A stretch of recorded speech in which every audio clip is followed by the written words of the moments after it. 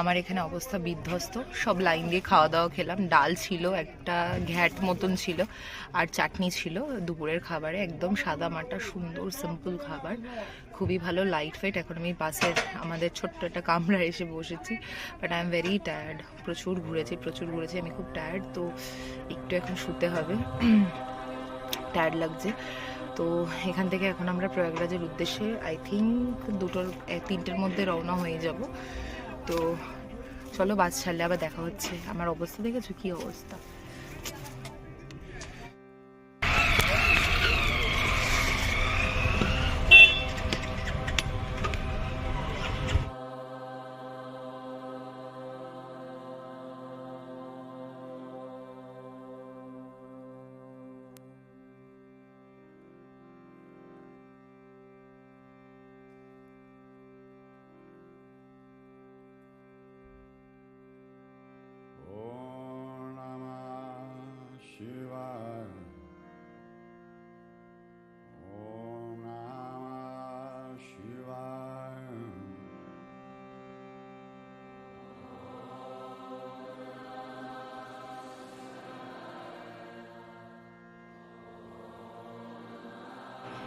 এখানে আমি বলছিলাম যে আমরা ইসলামাবাদ ক্রস করছি, আর প্রচণ্ড হাওয়া দিচ্ছে, যার জন্য আমার কথা কিছুই শোনা যাচ্ছে না। তাই জন্য আমি এখানে একটু ভয়েস ওভার দিচ্ছিলাম যে মানে মোটামুটি অনেকটাই সন্ধে হবে প্রায়, সূর্যি মামা অস্ত যাচ্ছে তখন।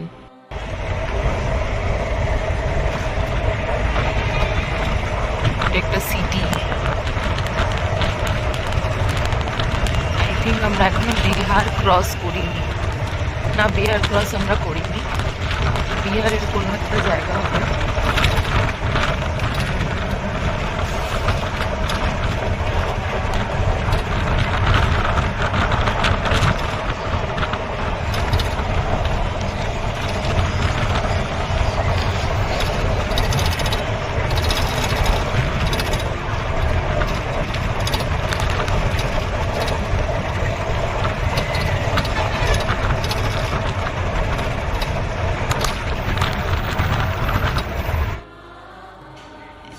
এখানে বেশ অনেকটাই পথ আমরা কিন্তু পেরিয়ে এসেছি। আমরা এখন রয়েছি ইসলামাবাদ। এখানে আমার কথা কিছুই শোনা যাচ্ছে না, মানে একদমই কিছু শোনা যাচ্ছিল না। এত পাশে হাওয়া, আর মানে এত হাওয়া চলছিল, আর গাড়ির আওয়াজ তো আছেই। আমরা এখানে ক্রস করছি NH-19, ন্যাশনাল হাইওয়ে 19। একটা ছোট্ট কথা তোমাদেরকে বলি, এই যে এখান থেকে আমি মানে যাচ্ছিলাম, আর মনে মনে ভাবছিলাম আসলে আমাদের এই মহাকুম্ভে যাওয়ার কথা ছিল, মোটামুটি ট্রেনে যাওয়ার ইচ্ছে ছিল আমাদের ভীষণ। কিন্তু তারপরে এত পরিমাণ দেখলাম যে অশান্তি সৃষ্টি হচ্ছে, ট্রেন ভাঙচুর হচ্ছে, এসিতে কোনো প্রাইভেসি নেই, জেনারেলে তো নেই, স্লিপার্সেও নেই, মানে কোনো কিছুতেই কোনো কিছু কাজ করছিল না। সবার কাছে আস্থা বা এই মহাকুম্ভে যাওয়ার জন্য যে ইচ্ছেটা সবার মধ্যে এতটাই বেশি, যার জন্য প্রচুর ভিড় হচ্ছিল। আমরা তাই জন্য ডিসিশন নেই যে আমরা বাসে করেই যাব, যার জন্য আমরা বাসটাকে প্রেফার করেছিলাম, যাতে আমরা আরাম করে অ্যাটলিস্ট ভালোভাবে যেতে পারি, যাতে আমাদের সিকিউরিটির কোনো রকম অসুবিধা না হয়। তাই জন্যই যাচ্ছি। আর যেতে যেতে যে এত সুন্দর দৃশ্য পাবো সেটা কল্পনাও করতে পারি। তো আমরা এখানে একটা জায়গায় এসে দাঁড়িয়েছি। এখানে আমাদের একটু হল্ট থাকবে, কারণ মাঝে মাঝে তো গাড়ি হল্ট দেয়। এটা হচ্ছে বিহারেরই একটা জায়গা, সাসারাম বলে। আমি আবার বলবো তোমাদেরকে। এখানে আমরা একটা সুন্দর মন্দিরে গেছিলাম। আমরা এখন পৌঁছেছি কি সাসারাম বলে একটা জায়গায়। তো চলো, কি অবস্থা আমার দেখার বাইরে। চলো, এইটা হচ্ছে সাসারামের মার্কেটটা, যেখানে আমরা দাঁড়িয়েছিলাম অ্যাকচুয়ালি। তো আমি একটু হাতে ঘুগনি নিয়েছিলাম। অনেক দিন মনে হচ্ছিলো যেন অনেক দিন তো ঘুগনি খাই না, এরকম ফিল হচ্ছিলো। যদিও আমি এখানকার ফুচকাও ট্রাই করেছি, বাট সত্যি কলকাতার মতন ফুচকা কোথাও পাওয়া যায় না। তো যাই হোক, সামনে একটা মন্দির আছে, মন্দিরটার নাম হচ্ছে চণ্ডী মাতা মন্দির। অনেকে বলছিল নাকি এটা সতী মায়ের কোনো পীঠ। তোমরা যদি কেউ জানো তাহলে নিশ্চয়ই জানিও আমাকে।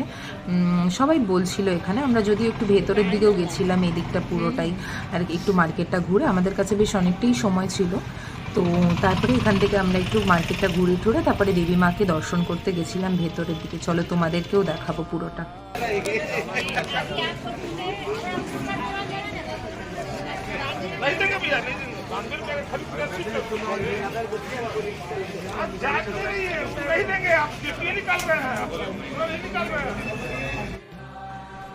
তো এই যে ঢুকে গেলাম চণ্ডীমাতা মন্দিরের ভেতরে। এখানে সবাইকে দেখলাম চিড়ে এরকম প্রসাদই দিতে। কেন বলো তো, বেশিরভাগ সবাই অনেক দূর দূর থেকে আসে, তো ওই জন্য না শুকনো প্রসাদ অনেক দিন থাকে, সেই জন্য হয়তো এরকম প্রসাদ সব জায়গায় হয়। আমি যখন কেদারনাথ গেছিলাম তখনও এরকম প্রসাদ ছিল। বাকি যে কোনো জায়গায়, যে কোনো দূরের জায়গায় এরকম ধরনের আর কি মানে প্রসাদ থাকে, শুকনো প্রসাদ থাকে। আমরা যেমন নর্মালি বাড়িতে ফল প্রসাদ দিই, অনেক ধরনের প্রসাদ দিই, মিষ্টি দিই, এখানে মিষ্টি টিষ্টি আছে কিন্তু তুলনামূলক বেশি শুকনো প্রসাদ।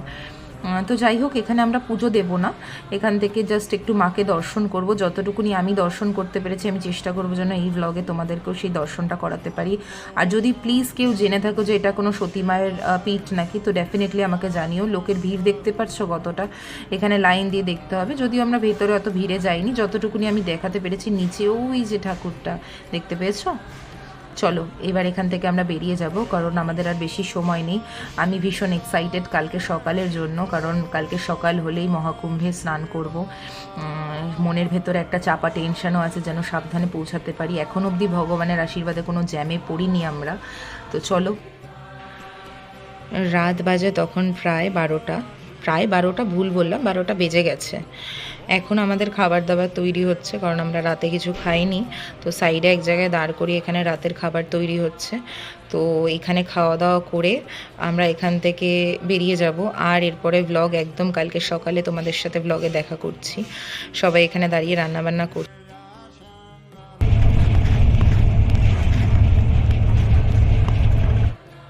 Good morning everyone, welcome to my channel Bipasha story box. অনেকক্ষণ বাদে ইন্ট্রো দিলাম। এখন আমরা রয়েছি হচ্ছে প্রয়াগরাজ। তো প্রয়াগরাজ রয়েছি। তো এখন আমরা এখনও পৌঁছাতে পারিনি পুরোপুরি, এক জায়গায় দাঁড়িয়েছে, সবাই ফ্রেশ হবে। তার আগে আমি অনেকগুলো ভিডিও ক্লিপ নিয়েছি। বাজে এখন প্রায় 9:30 মতন। তো যাই হোক, এখনও অনেকক্ষণ লাগবে, এখনও ঘন্টা 1 মতন। তারপরে দেখা যাক কী করা যায়, কত দূর যেতে পারি। তো চলো, মোটামুটি আমরা প্রয়াগরাজের ভেতরে ঢুকে গেছি। এখানে তো অনেকগুলো সেক্টর করেছে তোমরা জানোই। তো আমরা একদম কাছাকাছি, যেটা মানে একদম নিভস যেটা বলে আর কি, সঙ্গম নিভস, ওইখানে পৌঁছাচ্ছি। তো এখানে দেখতেই পাচ্ছ মোটামুটি ভেতরের রাস্তা দিয়ে অনেকে যাচ্ছে, একদম ভেতর করে, যেটা কাছে পড়ছে সবাই সেরকম হিসেব করে যাচ্ছে। তো চলো আমরাও যাই। তো দেখতেই পাচ্ছ আমরা মোটামুটি রেডি, সবাই রেডি। এখানে সবাই গল্প করছে যে কি নিতে হবে না নিতে হবে, বা মানে আমরা কি নিয়ে আসবো, জল মাটি এগুলো নিয়ে আসবো আমরা ওখান থেকে, সেগুলোই আলোচনা করছিলাম। জানো তো, কাছে এসে মনে হচ্ছে যেন পথ আর শেষ হচ্ছে না। একবার এই গলি একবার ওই গলি করে ভেতর দিয়ে আমাদের ড্রাইভার দাদা নিয়ে যাচ্ছিল।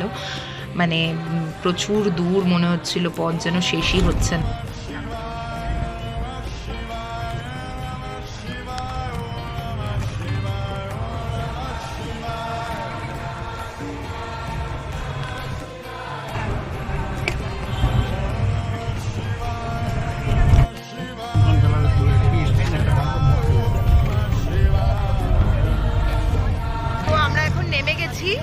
তো নেমে হাঁটছি এখন আমরা সবাই, একদম মাঝখানে রোড, আশেপাশে দেখো পুরো একদম পেছনে আমাদের একটা গলা ইসে দেওয়া হয়ে গেছে।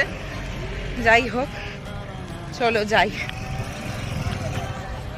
ও যা খুশি তাই করুক। চলো সোনামা, চলো।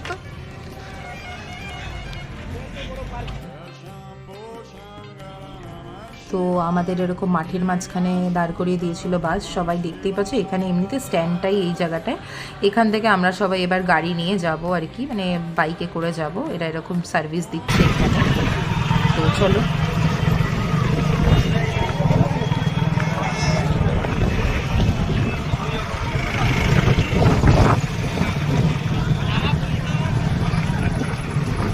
यहाँ पर संगम ही है ना यहाँ।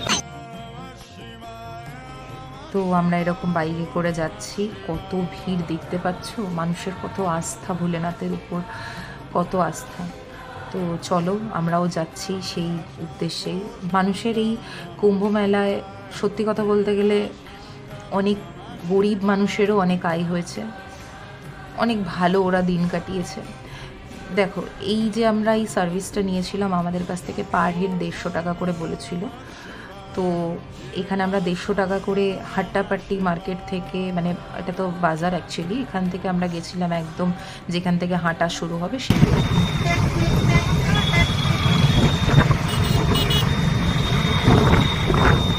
आप लोग को थोड़ा भीड़ से कम नहीं आना चाहिए था, बाद में आना चाहिए था। हाँ, थोड़ा बाद में आना चाहिए आपको। দেখতে পাচ্ছ কত লোক যে যাচ্ছে, মানে এত লোকের ভিড় সমাগম।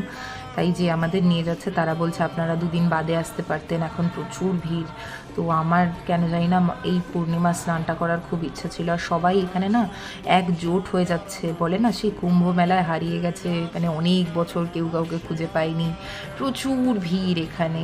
তারপরে তো সবাই আর কি একবারে দড়ির মধ্যে মধ্যে দিয়ে যাচ্ছিল, মানে একটা পুরো ফ্যামিলি, ফুল ফ্যামিলি তাদের ভেতরে দড়ির ভেতরে একদম নিয়ে একজন কেউ সামনে দিয়ে হেঁটে যাচ্ছে, মানে সে তাদের গার্ড করে নিয়ে যাচ্ছে, এরকম ব্যাপার, যাতে কেউ কারোর সাথে বিছড়ে না যায়, কেউ হারিয়ে না যায়। এখানে এত ভিড়, আর সত্যি কথা বলতে এখানে হারিয়ে যাওয়ার মতনই কথা, এতটা ভিড়। আর তাছাড়া এত মানে রাস্তার এদিক ওদিক সেদিক যে কোথা থেকে মানুষ যাচ্ছে তার ঠিক নেই।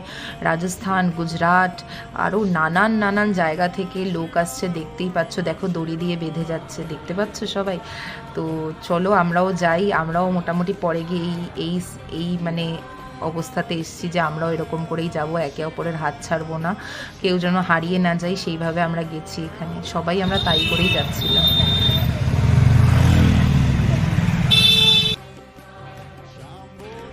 তো আমাদের বাইক সার্ভিস যেটা ছিল সেটা যত অবধি আর কি নিয়ে আসার কথা তত অবধি নিয়ে এসে আমাদেরকে ছেড়ে দিয়েছে। আর সত্যি কথা বলতে এখান থেকে আমাদের অনেকটা পথ হাঁটতে হবে, অনেকটা দূর যেতে হবে এখান থেকে। তো হাঁটতে শুরু করি, আমার মনে হয় আমরা 5 থেকে 7 কিলোমিটার অ্যাটলিস্ট হেঁটে এখান থেকে গেছিলাম, মানে প্রচুর দূর এখান থেকে।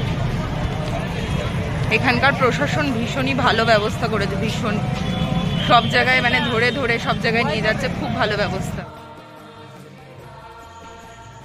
একটা জায়গায় আমরা দাঁড়ালাম চা খাওয়ার জন্য, আর এই মেয়েটা এতটাই মিষ্টি ছিল যে ওকে না তুলে পারলাম না। আর সত্যি কথা বলতে ওরা ভীষণই সাহায্য করছিল সবাইকে। আর দেখতে পাচ্ছ আমরা এখানে গামছা হাতে ধরে নিয়েছি যাতে আমরা একে অপরের থেকে যেন আলাদা না হয়ে যেতে পারি। আর প্রচণ্ড কাদা এই জায়গাটা, আর আমরা একে অপরকে এরকম সেই বেঁধে নিয়ে যাচ্ছিলাম যাতে আমরা একদমই হারিয়ে না যাই। কারণ সত্যি কথা বলতে খুব ভিড়, দেখতেই পাচ্ছ সামনেটা কীরকম ভিড়, আর সামনে যেরকম পোল করে দিয়েছে পুরো একদম। আর বেশ ভালো, সত্যি কথা বলতে খুব ভালো, প্রশাসনের হেল্প খুব ভালো ছিল, সবাই ভীষণ হেল্পফুল ছিল, তাতে পুলিশ হোক, মানুষ হোক, ওখানকার বাসিন্দা হোক, সবাই। ইনফ্যাক্ট আমার এটাও মনে আছে ইনসিডেন্টটা, আমার একটু খুবই মানে দরকার ছিল একটু ওয়াশরুমের। সত্যি কথা বলতে তারা ভীষণ হেল্প করেছিল, তারা বাড়িতে নিজেদের ওয়াশরুম ইউজ করতে দিচ্ছিল, মানে দে আর ভেরি হেল্পফুল, ভীষণ হাম্বল, মানে খুব আপন করে নিচ্ছিল সবাইকে। আলাদাই একটা ভালোবাসা তাদের প্রতি আমার, শ্রদ্ধা তাদের প্রতি আমার, যে হেল্প করছিল। এই কারণে আমি খুব আমি ইউপিতে গিয়ে আমি জাস্ট মানুষের আপ্যায়নেই আত্মিক কষ্ট ভুলে গেছি যে এতটা হাঁটতে হবে এরকম একটা ব্যাপার। কারণ যেখানে আমাদের গাড়ি দাঁড় করা ছিল সেখান থেকে গঙ্গা অবধি যাওয়া বা সঙ্গম অবধি যাওয়া অনেকটা দূর, সবাইকেই মোটামুটি হেঁটে চলাফেরা করতে হচ্ছিলো, দেখতেই পাচ্ছ। তো আমরা এরকম একজোট হয়ে হাঁটাচলা করছিলাম। তো চলো যাই, অনেকটাই এখনও হাঁটতে হবে, অনেক দূর বাকি আমাদের।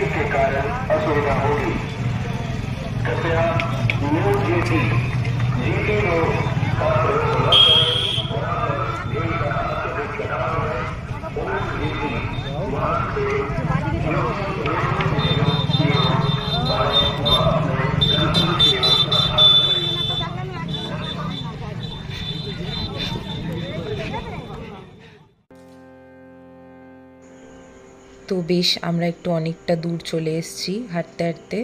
তো এখনও কিন্তু অনেকটা বেশ পথ বাকি।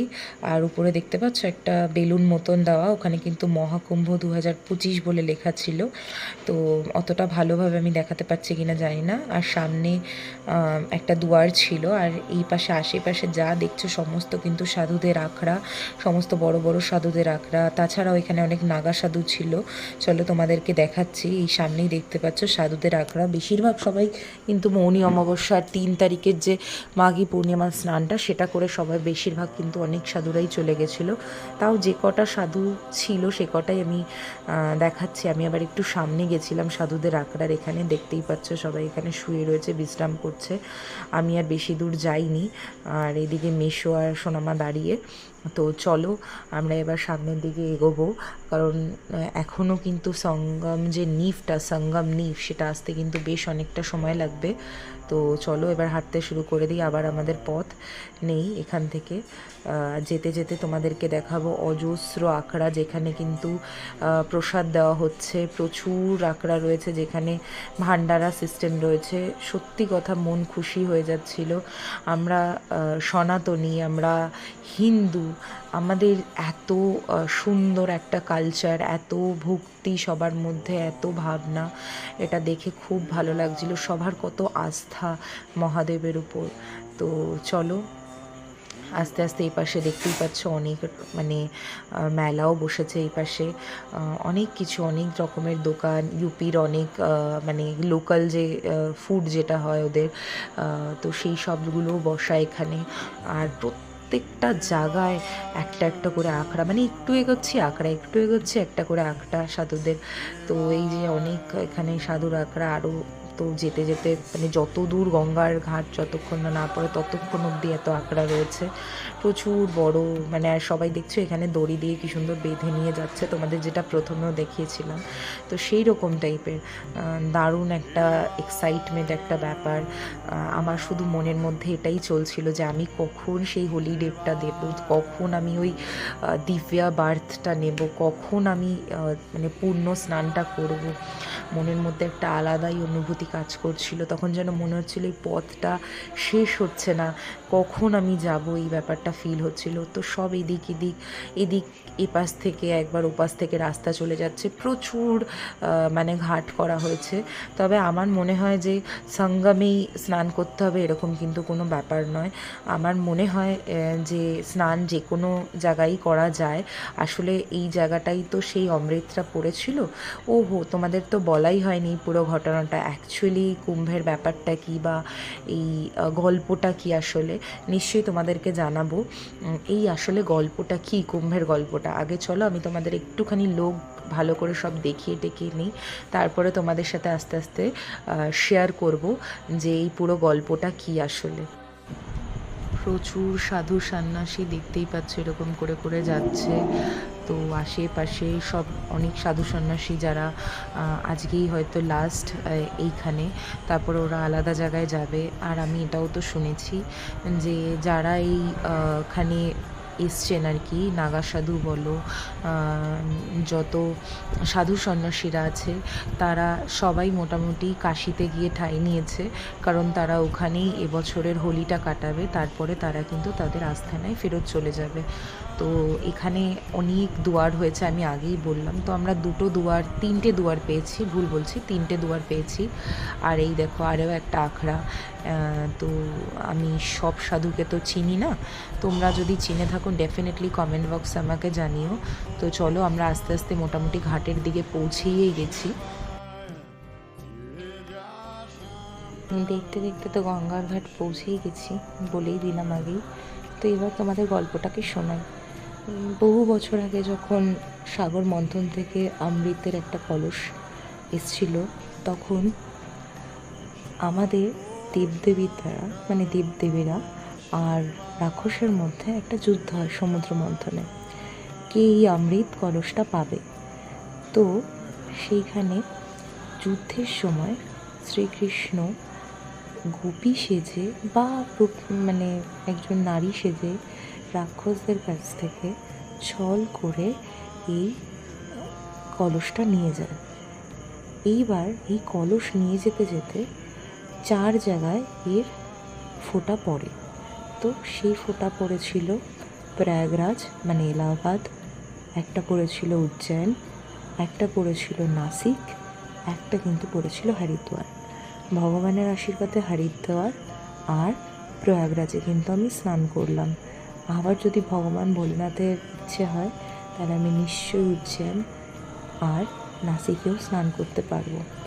তো আর কিন্তু আরেকটা কথা তোমাদের বলতে ভুলে গেলাম, এই সমুদ্র মন্থনের সময় কিন্তু স্বয়ং ভোলেনাথ, যেটা সবথেকে বেশি কঠিন কাজ সেটাই মহাদেব বেছে নেয়, এই সময় কিন্তু সমুদ্র মন্থন থেকে বিষও বেরিয়েছিল।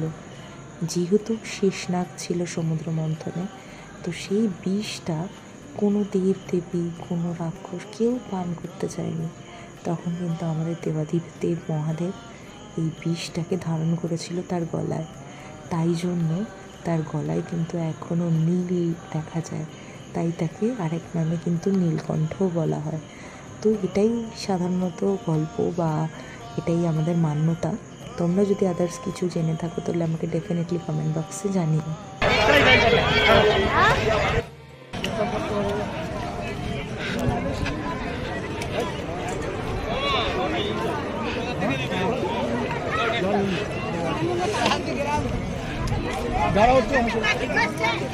কি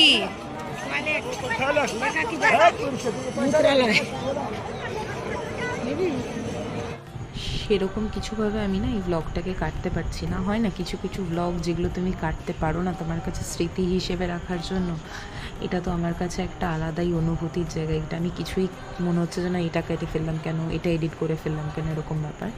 আর তোমাদেরকে বলে রাখি এখানে কিন্তু ভালো পুলিশ ব্যবস্থা রয়েছে, কোনো সমস্যার সম্মুখীন কাউকে হতে হবে না। এবার কিন্তু আস্তে আস্তে মোটামুটি আমরা স্নান করে নেব। সেই সময় যেই সময়টার অপেক্ষা আমি অনেকক্ষণ বা অনেক ঘন্টা অনেক দিন ধরে করে যাচ্ছি, সেই স্নান। তো এখানে সবাই মোটামুটি গঙ্গা মাকে পুজো করে নিজের মনের কথা বলে গঙ্গা মায়ের অনুমতি নিয়ে তারপরে কিন্তু আমাদের স্নানটা করতে হবে। সবার প্রথমে মেসো যাচ্ছে আর আমার ছোটো মাসি যাচ্ছে। তো ওরা স্নান করবে, তারপরে দেন আমরা এখানে নামবো। তো আমার মাসি ওখান থেকে দূর থেকে হাই করছে, আমার মেসো হাই করছে। তো যাই হোক অনেকটা আশা নিয়ে এসেছি। আর দেখতেই পাচ্ছ আমরা মানে গঙ্গা জল নিয়ে যাব এখান থেকে, তাই জন্য আমরা অনেক ড্রাম ট্রাম নিয়ে এসেছি। তো এখানে সবাই কিন্তু গঙ্গা মাকে পুজো দিয়েই তারপরেই কিন্তু নামছে। তো চলো আমরা এবার আস্তে আস্তে এখানে স্নান করব। আমার মাসিরা স্নান করে নেবে, তারপরে কিন্তু আমি এখানে স্নান করতে নামবো। আমার মাসিরা ফার্স্টে করবে, তারপরে আমি যাব একা স্নান করতে। তো চলো।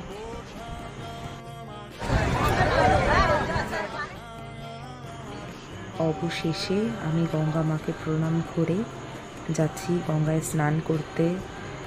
গঙ্গা মায়ের কাছে একটাই প্রার্থনা, সবাইকে ভালো রেখো, সুস্থ রেখো, সবার জীবন সুন্দরময় করে তোলো, শান্তি প্রিয় করে তোলো। তো এবার আমি নেমে যাব। এখানে আমার হাতে রয়েছে বেলপাতা, তারপরে আরও অনেক ফুল রয়েছে, আকন্দ ফুল রয়েছে। তো আমি এগুলো সব বাড়ি থেকে ক্যারি করে আনছিলাম। তো এখানে একটু বাকি সিনগুলো অ্যাভয়েড করো, কারণ এখানে সবাই এরকম করেই স্নান করছিল। তো যাই হোক আমি ফার্স্টে গঙ্গা মাকে প্রণাম করে তারপরে মাথায় জল দিলাম ভালো করে। তারপরে এতটাই কম জল ছিল এখানে যে কোথায় আমি একটু ভালোভাবে ডুবতে পারবো আমি সেই সব জায়গাগুলো দেখছিলাম। আর আমার মাসি এগুলো সব কিছু ঘুরিয়ে ঘুরিয়ে দেখছিল। তো এই আমি স্নান করলাম ফাইনালি, সেই সময়টা যেই সময়টার অপেক্ষা করছিলাম। ধন্যবাদ ভোলেনাথকে, ধন্যবাদ। আমি সত্যি সময়টা কখনোই ভুলতে পারবো না। আমার কাছে এটা একটা আলাদাই পূর্ণতা, আলাদাই ভালো লাগা, আলাদাই রকম লাগছিল। এত শান্তি, এত সুন্দর অনুভূতি যে আমি আমার ভাষায় প্রকাশ করতে পারবো না। আমি বেশ অনেকক্ষণ ধরে স্নান করেছিলাম এখানে, বেশ ভালো লাগছিল। তো এখানে দেখতেই পাচ্ছ আমি দূরে দাঁড়িয়ে আছি, আমাকে দেখা যাচ্ছে কিনা আমি জানি না, যতটুকুনি করতে পেরেছে ক্যামেরা আমার ছোটো মাসি আমি করেছে। আর দেখতেই পাচ্ছ আমি কিছুতেই ডুবছি না, মানে এতটাই কম জল এখানে যে আমি কিছুতেই ডুবছি না। তো মানে এতটাই সত্যি এতটাই কম জল এখানে। তো চলো এই দিক থেকে এবার দেখতেই পাচ্ছ পুলিশেরও কিন্তু এখানে রয়েছে, এমন না কোনো অশান্তির সৃষ্টি হয়েছে, একদমই নয়। আমি খুব মানে আমার কাছে ভাষা নেই যে আমি কীভাবে প্রকাশ করব। তো আমি এখানে স্নান টান করে ফুলগুলো দেওয়ার চেষ্টা করছিলাম।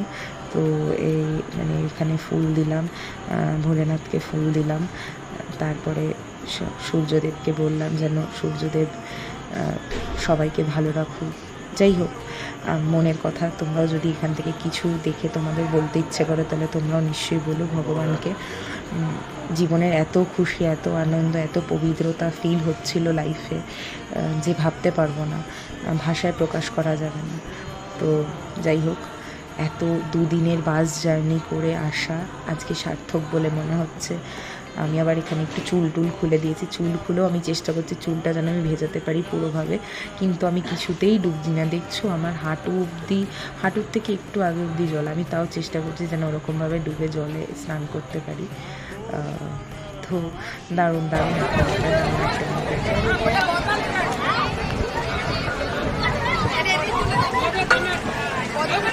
যা সুন্দর লাগলো স্নান করে, মন শান্তি হয়ে গেল। স্নান করে আমরা এখানে দাঁড়িয়ে রয়েছি, এই পুরো স্নান সঙ্গম। হ্যাঁ আমি ধরছি। তো আমরা এখানে সবাই রয়েছি, মোটামুটি সঙ্গমে স্নান হয়ে গেছে আমাদের। চুল টুলের এইরকম অবস্থা, পুরো ভেজা। এটা আমাকে দিয়ে দে, ওই জারটা তুই ধর। ভেজা অবস্থা। তো যাই হোক,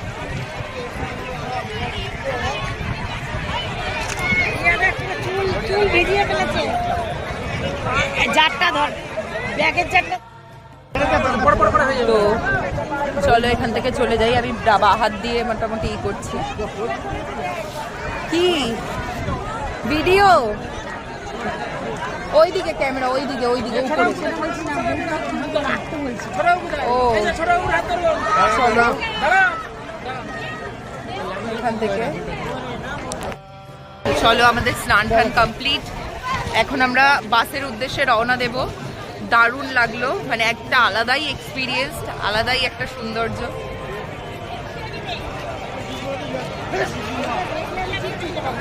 হ্যাঁ দারুণ পুজো দিলাম।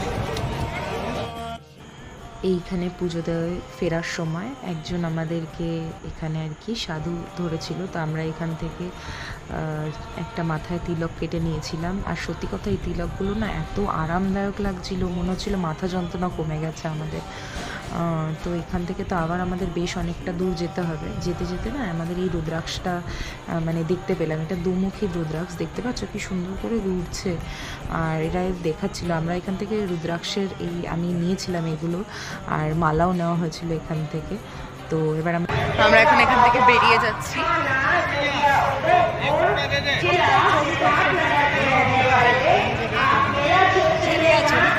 হ্যাঁ তুলেছি, আর তোলা যাবে না, ওদিকে যাওয়াই যাবে না, ওদিকে গেলেই ঢুকে যাবে।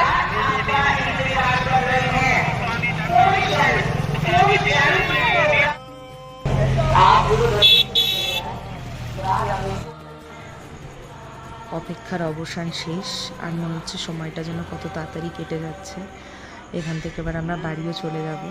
তো বাড়ি চলে যাব বলতে বাসের দিকে যাচ্ছি। খুব তাড়াতাড়ি যেন সময়গুলো কেটে গেল। হাতে রয়েছে গঙ্গার জল, আর এইটা দেখতে পাচ্ছ সেই পোলগুলো, এগুলো আমরা এখান থেকে পেরোলাম। আর কত ওয়াশরুমের ব্যবস্থা, মানে কোনো অসুবিধাই নেই। প্রচুর ওয়াশরুম দেওয়া আছে, প্রচুর ভালো ব্যবস্থা করা হয়েছিল প্রশাসন থেকে। আর মানে কোনো অসুবিধাই নেই। আমার মানে খুব ভালো লেগেছে। আর আমি আমার মাসি মেশোর ছবি তুলে দিচ্ছিলাম এখানে। আর যেতে যেতে আমরা এখানে এক জায়গায় খিচুড়ি ভোগ পেয়েছিলাম, এটাও আমরা খাচ্ছিলাম।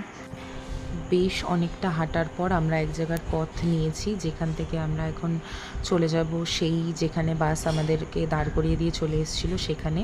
তো আমাদের বেসিক্যালি এরকম গাড়িতে করে যেতে হচ্ছিল, কারণ তোমরা তো জানোই অনেকটাই দূর এখান থেকে, আর প্রচুর ধুলো ছিল এখানে। তো আমি এখনও অবধি আর কি গাড়িতেই রয়েছি। তো এরকম করে মাস্ক পরে যেতে হচ্ছিল। এতটা ধুলো বালি, প্রচণ্ড ধুলোবালি ছিল। তো দেখতে দেখতে কাছাকাছি আমরা পৌঁছিয়েই গেছি, বাস স্ট্যান্ডের কাছাকাছি। তো এবার আমরা বাসের কাছে যাব, খাওয়া দাওয়া করব কিছু, তারপরে কিন্তু আমরা এখান থেকে বেরিয়ে যাব। তো তো অনেকটাই কাছাকাছি পৌঁছে গেছি। আর এই যে আমাদের রাঁধুনি কাকু, আর এদিকে আমি সবাইকে আর কি খাবারের জায়গায় এখানে তুলে দিচ্ছিলাম কে কী খাচ্ছিল। আজকে বোধহয় ছিল ভাত, বাঁধাকপির তরকারি, ডাল, চাটনি, এরকম ধরনেরই খাবার দাবার করা হয়েছিল। কারণ কোনো রকম আমিষ আমরা এখানে অ্যালাউ করিনি বা কেউই খেতে চায়নি, এত জায়গায় এই জায়গায় আসছি তাই।